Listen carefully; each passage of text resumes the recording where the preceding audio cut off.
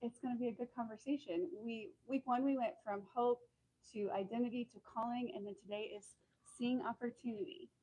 And what's a fun fact about how we've been flowing, and really since we flowed from the very beginning, is we don't really have a ton of prep of knowing what the other's going to say. We have prep, but I love that allows for a lot of free flowing discussion because I don't know what you're going to say, you don't know what I'm going to say, and just the Lord draws forth whatever He wants to draw forth.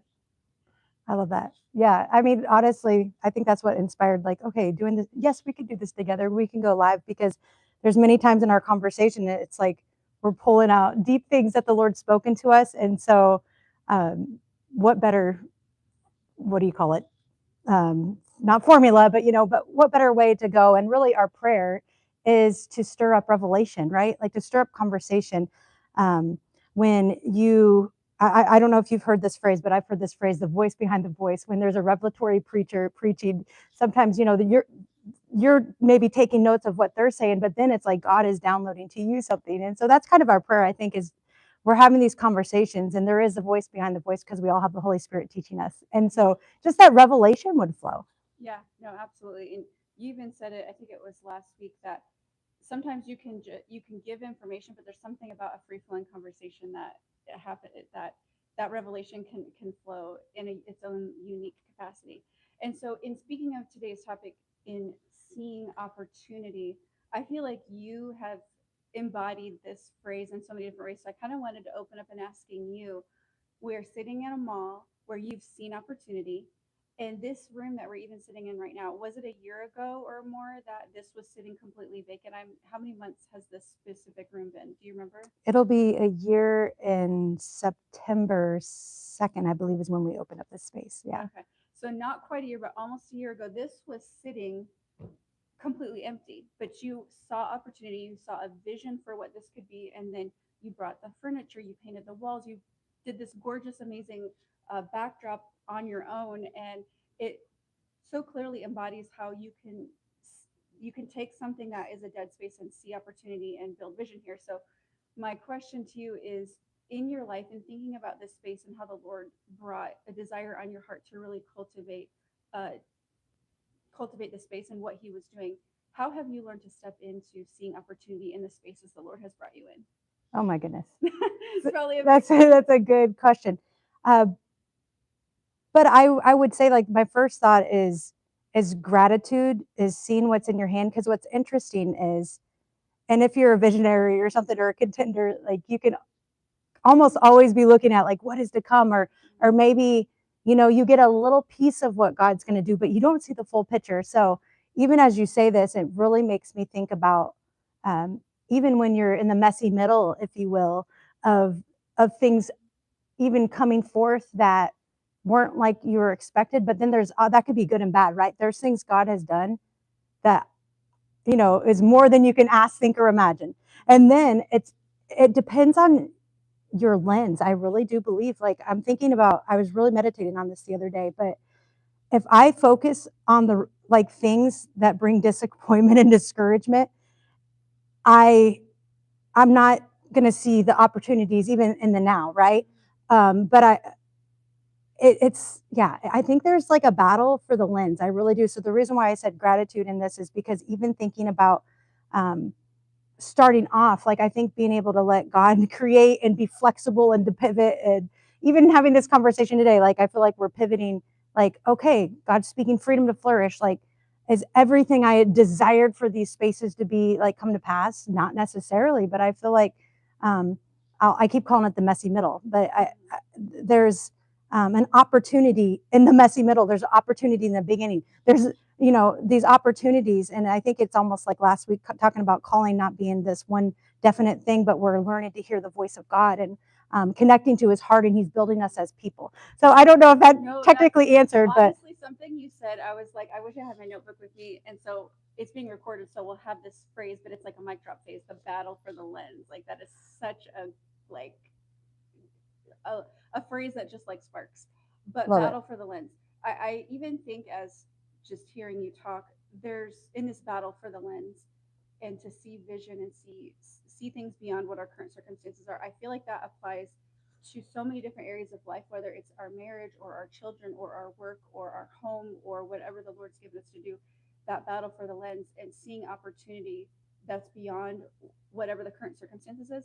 So even for instance, to take it back to our kids, like if our kids are struggling or they're walking through something, having the wherewithal to choose to see beyond that moment, to That's speak good. life and hope and value over our children and what they're going to be walking into, versus being, to what you were talking about earlier, so almost paralyzed with fear in whatever it is we're currently sitting in, choosing to see beyond that, seeing opportunity or just even seeing vision for where we know they could go. And you could think of this in the same way of your marriage. If your marriage is walking through something or your spouse isn't showing up the way that you know God's designed them to show up, just choosing to see a vision beyond what you may be walking through in your marriage, in your home, in your work. And I think, again, this battle for the lens is a huge piece of it, because, of course, the enemy would want us to just get stuck in what we're seeing right in front of us. Yeah. But if we can choose maturity beyond that and choose vision beyond that, then I feel like the Lord gives us an invitation to tap into something deeper and higher and just operate at a higher level, like not Yeah. giving the enemy any territory or space to speak words of death and keep us just focused on that messy middle that you For referenced. sure. Well, and even hearing you share that and thinking of like the title of seeing the opportunity, the word see is in there, and it's really been kind of coming heavy on my heart of Jesus even sharing when he's talking about the harvest. Um, this is, I think, believe in John 4, but he said, you know, hey, he's talking to his disciples and they come back with food, and they're like, he's like, I have food you don't know about. And then he goes into this kind of, it almost seems like out of the blue, he's just like, well, hey, don't say the harvest is in 4 months. He's like, right now the fields are white for harvest. And so this phrase of like seeing through the eyes of faith has really been like coming over my spirit. Like there's something about this, because if in this battle for the lens, I kind of could see why, because if the enemy can get that, like, us distracted, like there is something right before us to see, and the harvest is right before us. So it's interesting, because even talking about like Kairos timing and stuff like that, and even the gate called beautiful, it's not just the language we know of like something just being pretty or appeasing to the eyes. It's like it's actually an appointed time, which is awesome. And I've heard you speak on this before too, so maybe you can add a little bit more to that when you studied the gate called beautiful, because I think this is probably a key part to our conversation today too. Yeah, there's a couple things that you share. I'll touch on the timing thing. I've got to like rack my brain from that teaching. But you had mentioned faith, and I feel like the things of the Lord pair so beautifully together. They're not just all in these separate categories. They're in an intermix. So in this battle for the lens and in seeing opportunity, there is a walk of faith that comes with that, because you can't see vision for the future that's not there without a level of faith and trust in the Lord. And that's where I feel like God is so good in that he just weaves these things together. And the thing I love about a tapestry is that if you're looking at a tapestry from the front facing view, you just see this beautifully woven, handcrafted product. But if you look on the back end of that tapestry, it is like interwoven threads, and it's like a completely different perspective. Interesting. But kind of like the iceberg theory, where you hear when somebody says like, "Where did this person come from? They just came out of nowhere," or "This success, it just came out of nowhere." Like, no, it didn't come out of nowhere. It's like got that iceberg story behind it, where it's got so much depth underneath the surface, so much more compared to maybe what you even see above the surface. And yes, with the gate called beautiful, that was such an interesting study. And just even recalling a little bit about it, to what you mentioned about the timing thing, in the Greek or Hebrew, there was a reference to that meaning being reflective of timing. And I'm not recalling all of it, so I won't pause us too much on that. It'll probably come back as we discuss. But yeah, I love how the Lord weaves things together that we feel like in the moment, especially when we're going through the messy middle, we're like, God, why am I walking through this? How are you going to tie this together? But he's so good in that he does tie it together. Yeah. And eyes of see through the eyes of faith. Yeah. And it's interesting, because I was just kind of going on a walk. Honestly, it was kind of like a walk to the past, like when these thoughts were coming. But it was really partly in reflection to discussions we've been having, we've been talking a lot about uh, the gold in the past, looking even through your past with a different lens. And last week it just came strong over me when we were done talking, was like, yes, Jesus won the victory. And anytime victory in the Old Testament's talked about is like there's spoils of war. So I just was like getting this like, oh, what's the gold even found in our past? And what's interesting, I know last week I did allude to like those footprints going back, but then there's that moment of like forward advancement. And so it's interesting. I think some of the gold and the spoils, it's not that we live in our past, but I think it is how we're interpreting, because if we're not dealing with things, those little, like, someone can say like God kisses, you know what I mean? But just think about that. If we have the wrong lens, and like we're going to see that evidence of that, and then we're going to be like, oh, see, that's, like, so our belief, call it the garment, call it the lens. I think it's there is a proactive, there is a battle in that, because we do need to be clothed and ready. We do need the lens.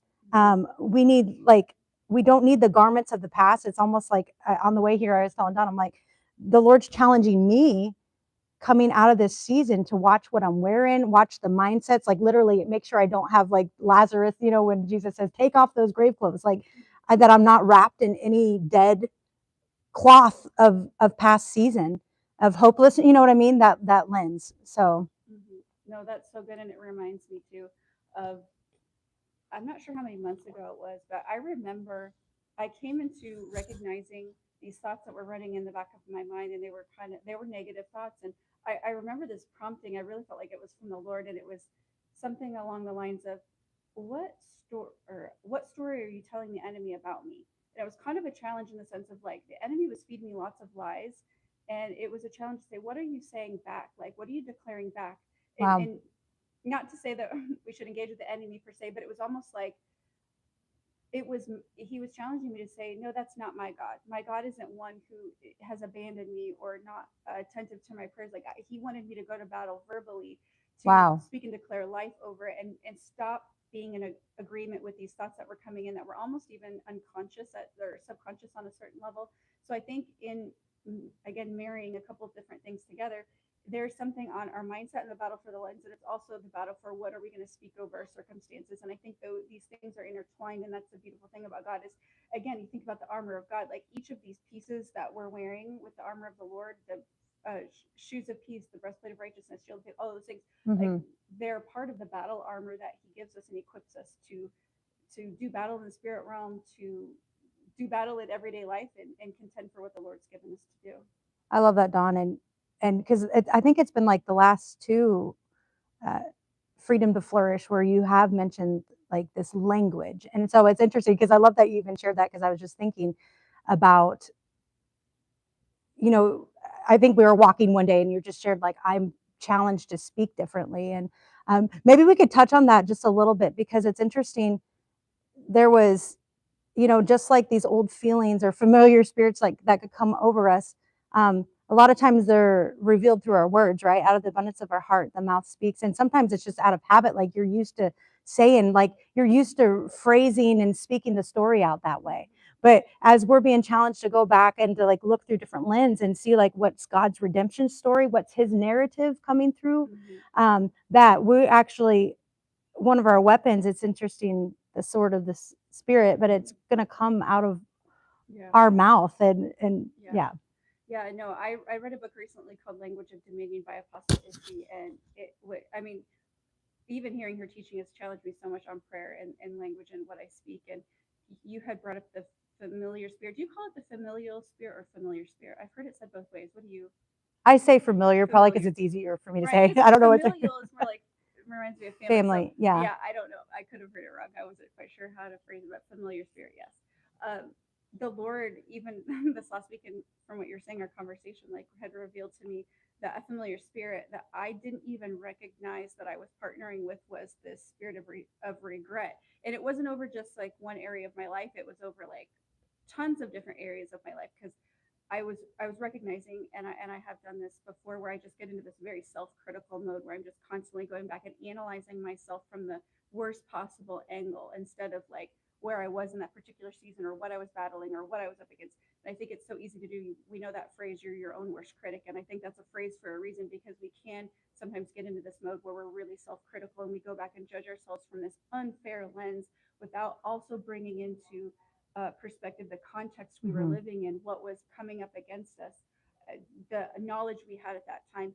And the Lord, I believe, is calling us higher to think about our past from a different perspective, and also speak about our past from a different perspective. And I know I shared this in a previous episode where the Lord was bringing me back to look at the timeline of my life and speak about it from a place of more positive.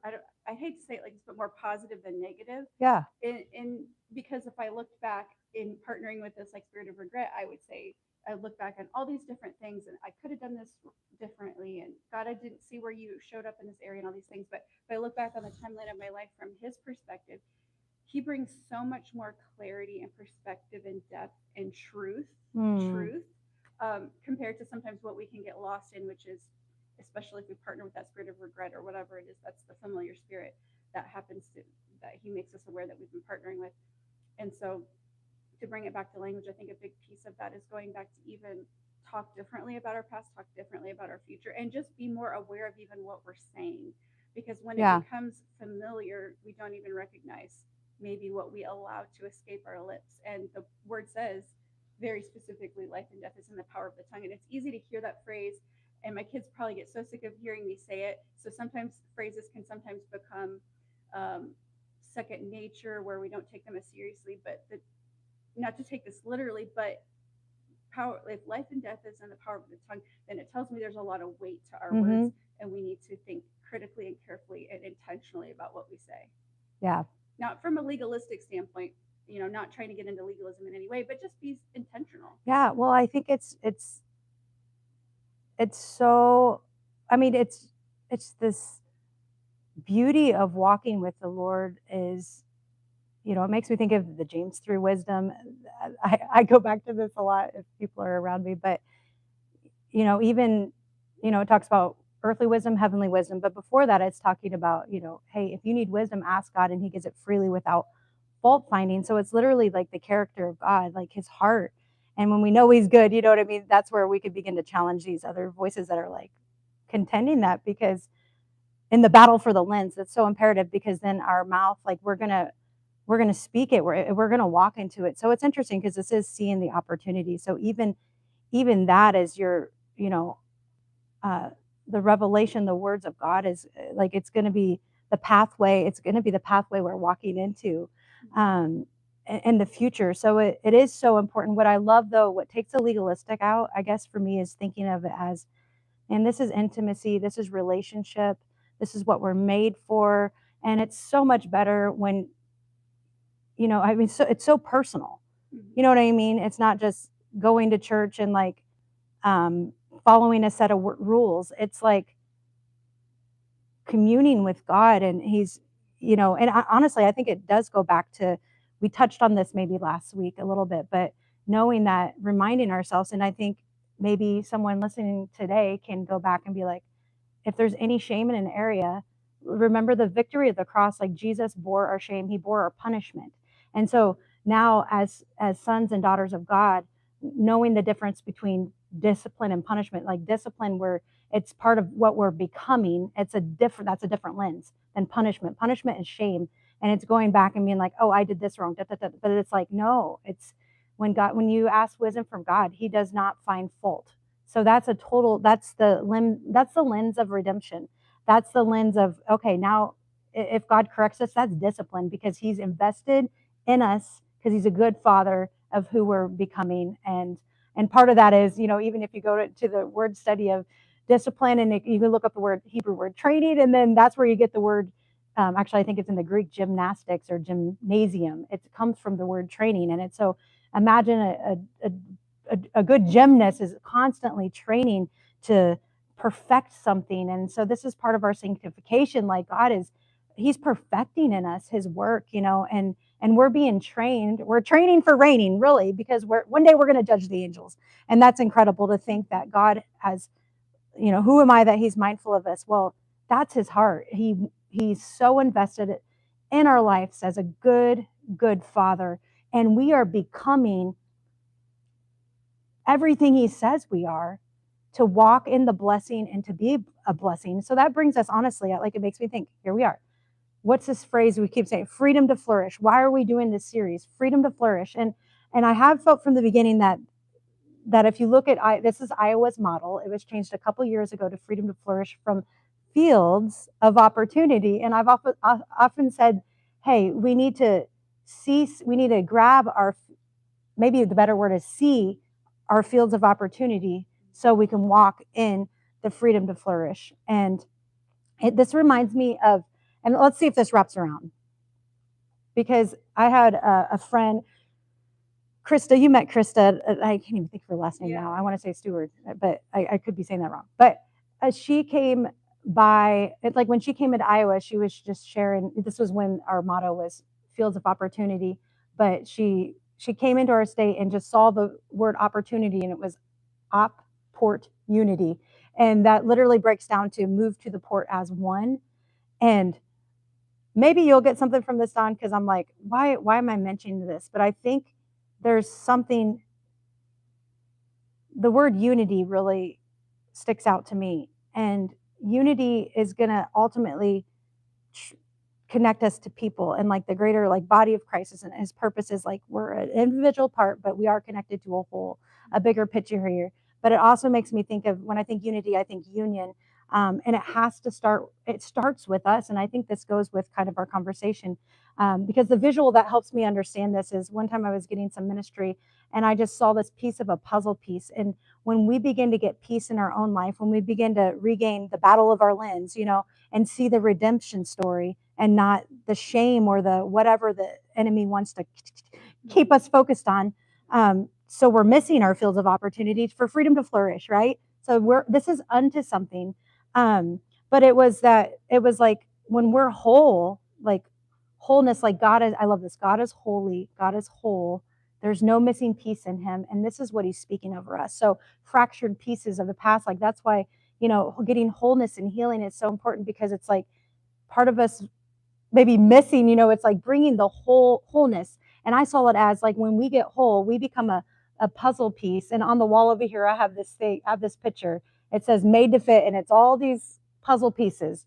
But there really is a declaration, I believe, from the heart of God. We are made to fit because we each carry a piece and a part. And in the bigger picture, as we're whole, we're going to see how our puzzle pieces fit together. And that does start with like that union with God individually, but it is unto something. Yeah, no, I think that's so good. I love that you brought the community piece into it. But before I say what that prompted for me, I do want to go back to when you talked about battlefield. I feel like that's such key imagery. It reminded me of time where I was contending for somebody, and I just saw them on this battlefield of life, and I felt like the Lord was like face to face with them, and he was whispering like, move to the left, move to the right, duck down, stand. Wow. Like he was training them, like lift up your sword, plunge to the left. I felt like it was such a training ground, and I was just like, that was what was coming, the imagery that was coming to mind as I was praying for them. And I feel like it's so reflective also of when we look back on our story, because we sometimes we wonder like, why did I go through this? It feels like this was wasted. I would never choose to relive this, whatever. But the truth is, we wouldn't be who we are had we not gone through everything that we've gone through. And of course, sometimes we can look back and we can say, well, I wish I could have, it could have been a different battle than that one, depends on like what we've walked through. But if we can go back with the Lord's lens, we can see where everything we've gone through, he's used as some level of training. He didn't necessarily cause per se whatever bad things we walked through, but he's still in his graciousness and goodness is using it in some way. And out of that, he's trained us how to battle differently, how to overcome, how to see things differently, how to be an overcomer and not just somebody who just barely survives. And so I think that battle imagery is so key because it helps us to look back with an intentional, purposeful lens on sometimes our past pieces that may feel just devastating that we've walked through. But to the Yeah. unity and community side of things, I think that's so important because part when you were sharing, I was thinking of the value of being in proximity. And sometimes we go through seasons where we're not near people and it feels very isolating and very alone. But then there also are seasons where the Lord is calling us out of isolation to connect into community. And I think your your uh, your conversation around how our pieces fit is so important because when we look at our own lives, we can ask that question, well, how does this even fit? But the Lord does call us to fit together. We are a body. And so I think that's a big piece of it. Wow, that's interesting, Don, because even as you say that, it makes me think of like David, before he became king, you know, he kind of had an army of misfits. For a season, that's kind of what they were, but I'm just wondering if, they ultimately became David's mighty men. Mm. And I think that's a perfect example of, okay, you might have come together at that point, but then and through the training and the battles, it was like, they became David's mighty men, and then they were a kingdom. Like David became king, and then they had a nation. And it's like, how important it is for our fields of opportunity, for us to see the opportunity, is to not just identify with the past season or let that identity stay with us, but like really the word of the Lord, really, the mighty men come forth. Or I don't know why that stuck out so strongly, but it just made me think of, because when I think of how I made that sign made to fit, because there's many times I'd be like, man, I feel like a square peg in a round hole, like I didn't feel like I fit. But I feel like the higher declaration, because that maybe for a season God used that, right? And I was alone, and I feel like I just like David's season, like would he have chosen that Saul to try to kill him, and how lonely that might have felt. Like, yeah, he was anointed king, like he felt a calling, but he was like had no kingdom, and in fact it looked totally opposite. Like he had to find refuge in the enemy's camp. Like what? Like crazy. But just thinking about that, like if I would just let that identity misfit, but I just love there's a higher declaration, like no, made to fit. And so those seasons of isolations, those seasons of battle training, like you were talking, is part of that's why just the identity in the Lord and where he's taken us is so important. So I think that's key to see in our fields of opportunity, is to make sure we, just because some last season was true, like I felt like a misfit, but that can't be a label or a garment or a lens I have now, because that you'll miss your field of opportunity, because that was a season and it was unto something. But like, so maybe like we can believe for people today, and even like, Lord, what is the, instead of misfit, made to fit, what is the declaration you're speaking that trumps these past seasons, that have prepared? We give thanks for them that prepare us, but what is that higher declaration um, to agree with the Lord and to begin to walk into? Because I think ultimately seeing opportunity, and we're going to walk in freedom to flourish. And the Lord is really invested in us to get, I feel his heart completely on this. He wants us to have freedom to flourish. But it's going to be a transition. It's going to be seeing the opportunities. It's going to be dealing with lenses. It's going to be getting the gold and walking forward on the path before us. It's going to be changing how we're speaking, and it's going to be agreeing with what we're becoming and where we're going. Yeah, and the piece of it that I even want to add in here, and you talk about laying aside the old identity, that's so important as we're walking into community with people and bringing our piece to the puzzle, because it's easy when you're coming into a group to look at it, everybody else in their pieces, and feel like, oh, I see how theirs fits in here. Look at people that are thriving, and you think that maybe their piece is super important and super weighty, and you weigh it against your own piece, and you're like, you see this imbalance. But the truth is your piece does matter. And if you get if you're taking with you into the future this, or into your present, this old identity that doesn't fit, you're not going to see where your piece fits. And so especially when you get into community, it's easy to compare, and we don't want to have any identities that get lost in this spirit of comparison, because God is calling us higher. So I was so encouraged, actually, on Facebook. I saw this post by Wes Huff, and he's an acclaimed biblical scholar, theologian. He probably has lots of different titles, and I don't even know if I'm saying all of them correctly.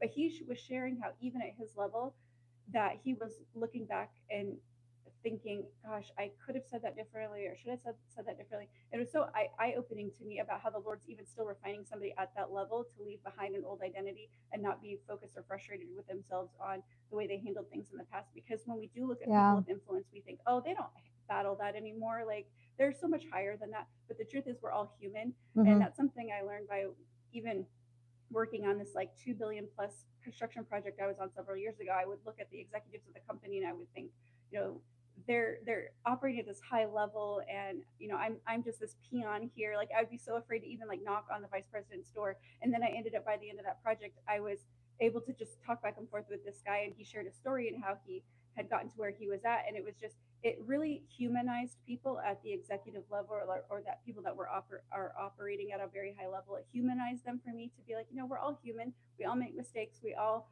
are in this refinement phase. Yeah. So whether it's the secular world or the Christian world, whatever, it's so important, I think, to lay, like you were saying, the old identity aside, so that we can look at our piece from a fresh lens, and God brings revelation to how it fits, and we don't have to get lost in insecurity or comparison. Yeah.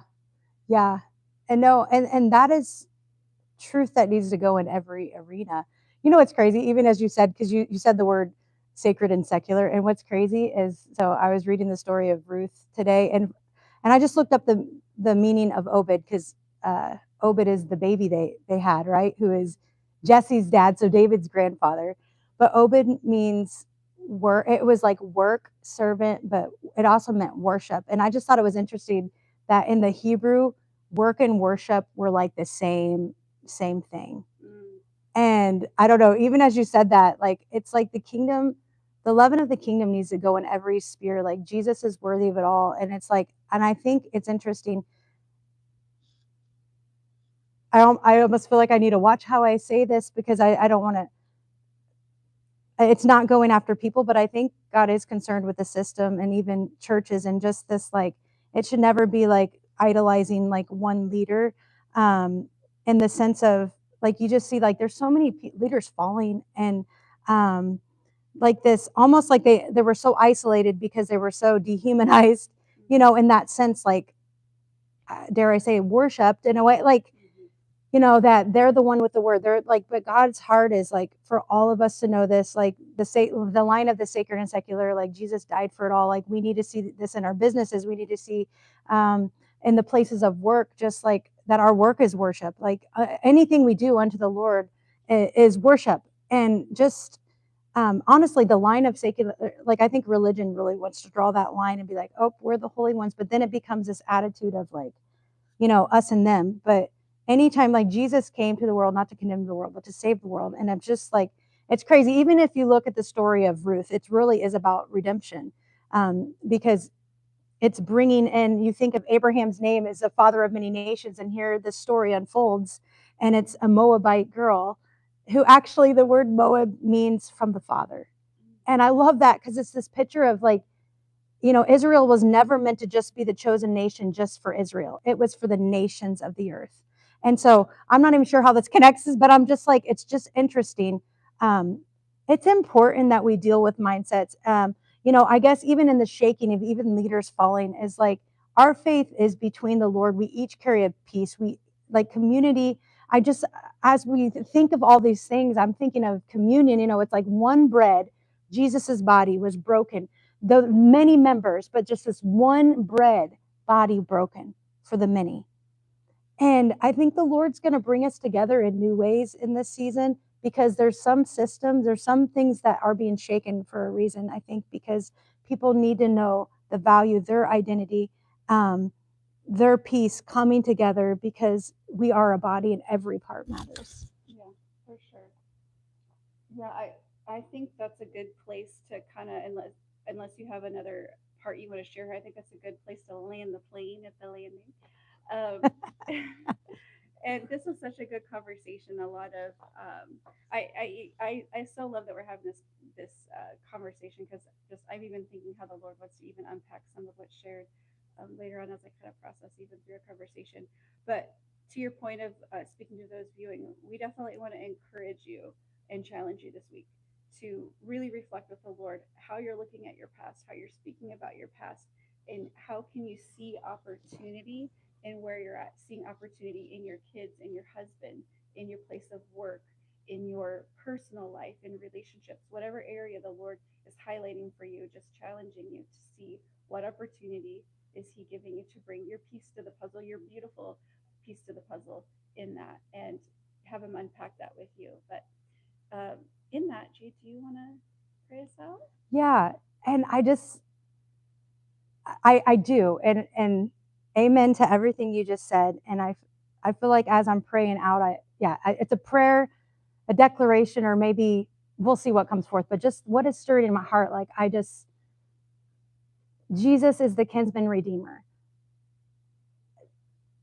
I won't make this long, but what's interesting is was like 2 weeks ago, my wedding dress was sealed in a box, and it was like I saw water was like on the top of this box, and I'm like, oh, I got to open this. What, my dress is wet, and it was like just the train of it was wet. But needless to say, I took my dress out of the sealed box, and I just felt in my heart this is interesting. But I feel like the piece came together today as I was studying in Ruth. I mentioned that a little bit, but Jesus is our kinsman redeemer. He's inviting us, like, and it's interesting with the dress. I just felt like the Lord's like, hey, it's not meant to be sealed in a box. It's meant to be worn. This is funny, Don.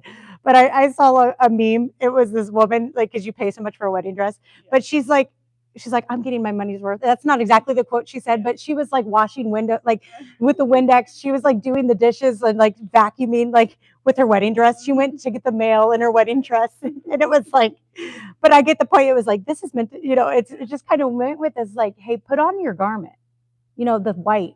And I think what that shows is, like, when you think of a wedding dress, the pure white, like, he gives you robes of righteousness. He clothes you with beauty, like a bridegroom adorned, is prepared, and like a bride is adorned. Like, put on your dress. Just show up in your dress. It's not meant to be sealed in a box. Just put the garments on. And with that, just to remember, like, even the whole story of Ruth is about this redeemer. What could have ended as a bitter story was redeemed. And not only, and the Lord spoke to me this morning about this. He said, don't just be a gleaner, be a redeemer. And so that's God's nature. So even in our own stories, we're not just gleaning, like, oh, we're just eating, but we are being redeemed fully. Like, so she just wasn't a gleaner or a maidservant going, that's where it began. But then she married, she sat at the feet. That was what I wrote today. It was the wedding dress. We are Ruth on the threshing floor. So we are Ruth on the threshing floor. She presented herself to Boaz, and Boaz redeemed her. Jesus is our kinsman redeemer. So come to the threshing floor. Just put your life down before the feet of Jesus. Like, he's not going to you're not just going to feed and be satisfied, but he is going to give you the whole inheritance, the whole part of the family. You're not just a gleaner on the end, you're a redeemer. And then you have his nature, right? So you're a part of the story. You're a part of the redeemed now, and you can redeem others. And so that's just kind of my exhortation is put on your dress. You're going to see how your piece fits. And so, Lord, I just thank you for clothing us. I thank you for the old garments coming off. I thank you for the lens to see the opportunities now, for freedom to flourish. That's the declaration today. You will see your fields of opportunity, and you will walk in freedom to flourish. Clothed in white, part of the redemption story, redeeming the earth for what Jesus has done. We are a part of this story, and just be blessed in that, be encouraged in that. I know I am, Dawn. Anything else? No, I think you landed it beautifully. I want to say amen on that. That's what I feel led to say is amen on that. So we're excited for you to join us next week. We go live every Wednesday at 7 a.m. So you can catch the replay because this video lives on YouTube. So we just encourage you also, if you got something out of it, to even share it. And so we are excited to meet with you again next week. Bye, guys. Bye.